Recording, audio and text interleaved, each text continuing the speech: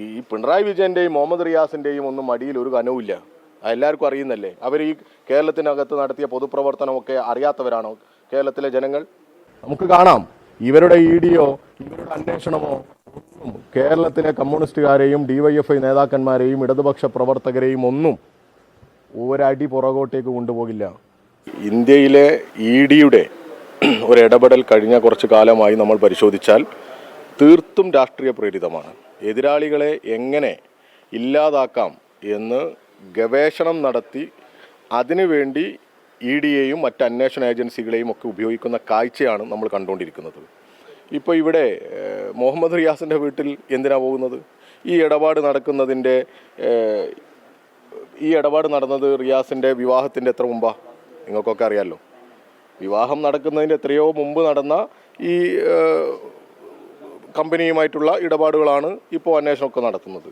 ഇപ്പോൾ റിയാസിൻ്റെ വീട്ടിൽ ED raid നടത്തുക എന്തിനാ? ഇത് സംഘപരിവാരത്തിനെതിരെ വിട്ടുവീഴ്ചയില്ലാതെ പോരാട്ടം നടത്തുന്ന, നേരത്തെ നിങ്ങൾക്കൊക്കെ അറിയാം, അഖിലേന്ത്യാ പ്രസിഡൻ്റായിരിക്കുന്ന സമയത്ത് ഡൽഹിയിലും ഇന്ത്യയിലെ വിവിധ ഭാഗങ്ങളിലും ഈ നരേന്ദ്രമോദിയുടെ തെറ്റായ നയങ്ങൾക്കെതിരെ, വർഗീയതക്കെതിരെ സന്ധിയില്ലാത്ത പോരാട്ടത്തിന് DYFIയുടെ നേതൃത്വമായി സഖാവ് മുഹമ്മദ് റിയാസ് ഉണ്ടായിരുന്നു. ഇപ്പോൾ ഈ അവസാനം BJPയുടെ ഒരു വല്ലാത്ത ഒരു പ്രതികരണം നമ്മൾ കണ്ടില്ലേ?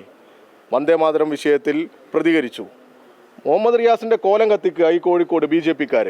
അപ്പോൾ അവരുടെയൊക്കെ ഉദ്ദേശം എന്താണ്? ഈ നരേന്ദ്രമോദിയുടെയും BJPയുടെയും സംഘപരിവാരത്തിൻ്റെയും ഉദ്ദേശം വളരെ കൃത്യമാണ്. അതോടൊപ്പം ചേർന്ന് നിൽക്കുന്ന, അതിനുവേണ്ടി എല്ലാ പിന്തുണയും കൊടുത്ത് അതിന് ഒത്താശ ചെയ്യുന്ന നടപടിയാണ് ഇപ്പോൾ ഈ ദാമോദർ മേനോൻ VD അവരൊരുമിച്ചാണ് ഈ ഏർപ്പാടൊക്കെ ചെയ്യുന്നത് എന്ന് ഏതൊരാൾക്കും മനസ്സിലാവും. കേരളത്തിലെ CPMനെയും കേരളത്തിലെ ഇടതുപക്ഷത്തെയും ഒക്കെ വേട്ടയാടുക എന്നുള്ള ഉദ്ദേശത്തിൻ്റെ അപ്പുറത്തേക്ക് മറ്റൊന്നുമില്ല. കഴിഞ്ഞ ദിവസം സന്ദർശനം നടത്തി. അതിനു മുമ്പ് ഒരു ചാർട്ടേഡ് വിമാനത്തിൽ സന്ദർശനം നടത്തി കേരളത്തിൻ്റെ മുഖ്യമന്ത്രി. ഇതിലൊക്കെ ദുരൂഹതയുണ്ടെന്നേ നമുക്ക് കാണാം. ഇവരുടെ ഇഡിയോ ഇവരുടെ അന്വേഷണമോ ഒന്നും കേരളത്തിലെ കമ്മ്യൂണിസ്റ്റുകാരെയും DYFI നേതാക്കന്മാരെയും ഇടതുപക്ഷ പ്രവർത്തകരെയും ഒന്നും ഒരടി പുറകോട്ടേക്ക് കൊണ്ടുപോകില്ല. സംഘപരിവാരത്തിനെതിരെ നിരന്തരമായ പോരാട്ടം നടത്തും. ജീവനുള്ള കാലത്തോളം ഏത് അന്വേഷണവും ഏത് പോലീസിനെയും ഏത് അന്വേഷണ ഏജൻസിയെയും നേരിട്ട് തന്നെ മുന്നോട്ട് പോകും. അതിലൊന്നൊരു തർക്കവും ഇല്ല. തീർത്തും രാഷ്ട്രീയ പ്രേരിതമാണ്. ഈ ഒരു ഇടപാടിനെ കുറിച്ചൊക്കെ നമ്മൾ എത്രയോ ചർച്ച ചെയ്തതാണ്. ഒരു 1.25 കോടി രൂപയുടെ ഇടപാട് നേരത്തെ, അതും നിയമപരമായി അക്കൗണ്ടിലേക്ക് വാങ്ങിയ പണമാണ്. നേരത്തെ വാങ്ങിയവരുണ്ടല്ലോ, അവരിപ്പോൾ മന്ത്രിസഭയിലുണ്ടല്ലോ. പണം ലിക്വിഡ് ക്യാഷ് വാങ്ങിയവരുണ്ടല്ലോ. എന്തേ അന്വേഷണം നടത്താത്തത്? അപ്പോൾ ഇതിൻ്റെ പിന്നിലൊക്കെ കൃത്യമായ ഉദ്ദേശമുണ്ട്. ആ ഉദ്ദേശമൊന്നും നടക്കാൻ പോകുന്നില്ല. CPMനെയും ഇടതുപക്ഷത്തെയും ഒക്കെ തകർത്ത് ഇവിടെ അങ്ങ് BJPക്ക് പരവതാനി വിരിച്ചു കൊടുക്കാം എന്നാണ് ഉദ്ദേശിക്കുന്നതെങ്കിൽ അത് അനുവദിക്കുന്ന പ്രശ്നമില്ല, നടക്കാൻ പോകുന്നില്ല. വലിയ പ്രതിഷേധം ഉയരും. അല്ല, DYFI വലിയ പ്രതിഷേധ പരിപാടികളുമായിട്ട് തന്നെ മുന്നോട്ട് പോകും. ഇങ്ങനെ രാഷ്ട്രീയ പ്രേരിതമായി അന്വേഷണ ഏജൻസികളെ ഉപയോഗപ്പെടുത്തി പ്രതിപക്ഷ പാർട്ടികളെ ഇല്ലാതാക്കാൻ ശ്രമിക്കുന്ന ഈ സംഘപരിവാർ നയത്തിനെതിരെ പോരാട്ടം സംഘടിപ്പിക്കും.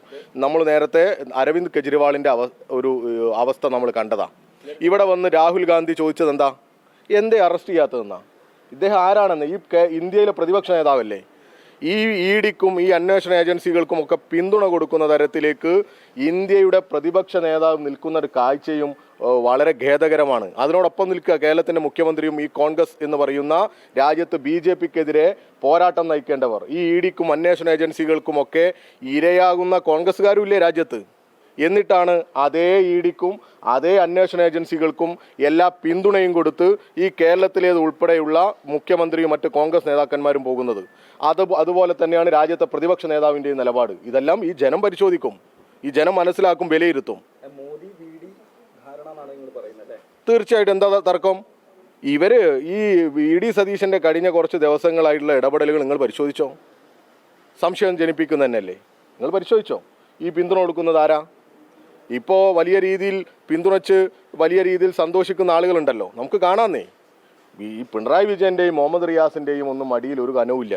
എല്ലാവർക്കും അറിയുന്നല്ലേ. അവർ ഈ കേരളത്തിനകത്ത് നടത്തിയ പൊതുപ്രവർത്തനമൊക്കെ അറിയാത്തവരാണോ കേരളത്തിലെ ജനങ്ങൾ?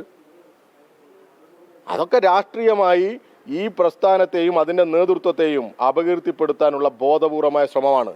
ഈ സംഘപരിവാറിനെതിരെ വിട്ടുവീഴ്ചയില്ലാത്ത പോരാട്ടം നടത്തുന്ന സംസ്ഥാനമായിരുന്നു കേരളം. ആ സംസ്ഥാനത്തിൻ്റെ നേതൃത്വമായിരുന്നു സഖാവ് പിണറായി വിജയൻ.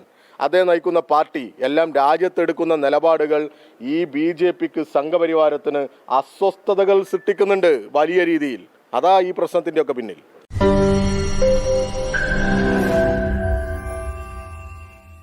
ലോകത്തെവിടെയായാലും ഏത് സമയത്തും 24 വാർത്തകളും ഓഗ്മെന്റഡ് റിയാലിറ്റി പാക്കേജുകളും എക്സ്പ്ലെയിനറുകളും വിശദമായി കാണാൻ ഞങ്ങളുടെ യൂട്യൂബ് ചാനൽ നിങ്ങൾക്ക് സബ്സ്ക്രൈബ് ചെയ്യാം.